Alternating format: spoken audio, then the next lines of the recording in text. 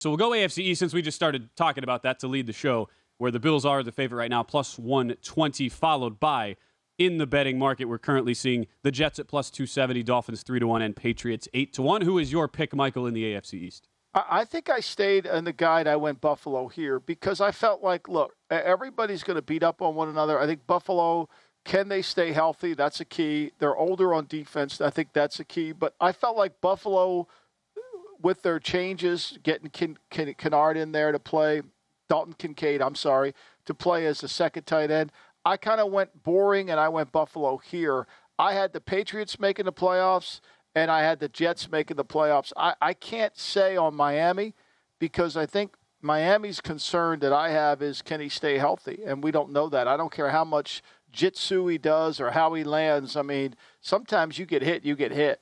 Yeah, and everything on paper would say that the Miami Dolphins as a full roster should be really, really good and ready to compete with Buffalo for that top spot in the AFC East. But when you have a quarterback in Tua Tagovailoa who's had multiple concussions, I completely understand that. It's why, from a season-long futures perspective, why tie up your money to just a complete unknown? Even you can still be high on the Dolphins. I think you go game to game. I would do the same thing with the Patriots.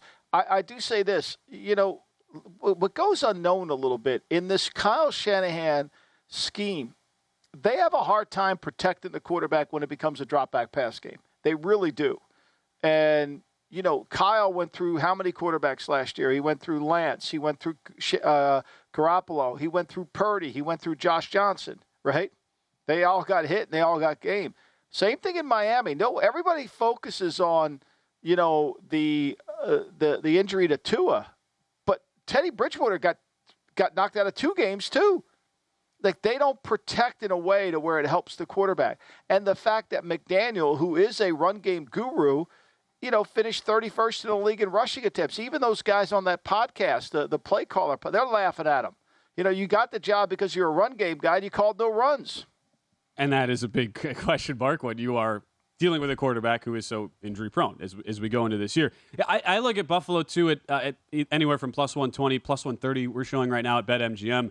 And I always look at some of these offseason narratives and go, all right, is there real meat on the bone here, or is this just bluster? And it seems like a lot of us in the media and just with the narratives and sports betting, the markets in general, have looked at the offseason or the field issues with Stephon Diggs and the lack of a contract and just some of his displeasure he has been very public about voicing as a wide receiver for the Bills, and kind of run with it to think, all right, the sky is falling in Buffalo, when in reality the Bills still have the best quarterback in the league.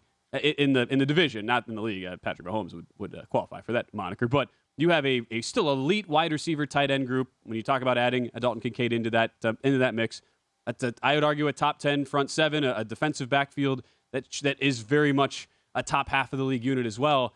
And yet we view, just because of one player being upset with his contract, that this team is just going to fall off. And just because we last saw them getting blown off the field in a game where their strategy in the snow and bad conditions was just horrible against Cincinnati. So I just wonder if we've gone a little bit too far on Buffalo, where Josh Allen is still elite, and it's still a team that has the pieces.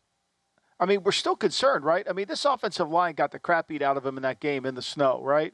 Now, they've made some changes. They drafted this Cyrus Torrance, and they put him in as the starting right guard last week with Spencer Brown at the right tackle. And Connor McGovern's the starting left guard to replace Roger Saffold. So they've made changes to this offensive line, and they've got to become more physical. And I think that's the mandate there. I'm not sure about their defensive front, Ben. I mean, when they can rush the passer. I mean, Ed Oliver had 2.5 sacks. He got paid like a top 10 player. He's a nickel rusher with 2.5 sacks. So I'm not sure, but Daquan Jones will help them. And Miller's got to stay healthy. Look, a lot of their defense comes down to, can Milano stay healthy, and can the two Staffies, Poyer and Hyde, stay healthy? Those are the 3 players that are key for Buffalo's defense. Sure. And don't forget, McDermott's calling the defense this year. He took that back over. Yeah, and that's another part of it where I view depth on the defensive line is also a big strength. You talk about some of the production and injury concerns, especially for the top-line guys. But when you're able to bring, say, an A.J. Epinesa as a second or third stringer, like that's a guy who would start for a lot of NFL defensive lines, and that's someone you're able to rotate in. So I still certainly believe, even though I'm with you, offensive line is my biggest question mark for what Buffalo is bringing in 2023. The pieces are still enough to say they are warranted as the favorite in that division. Go to VSiN.com/subscribe to become a VSiN Pro subscriber today.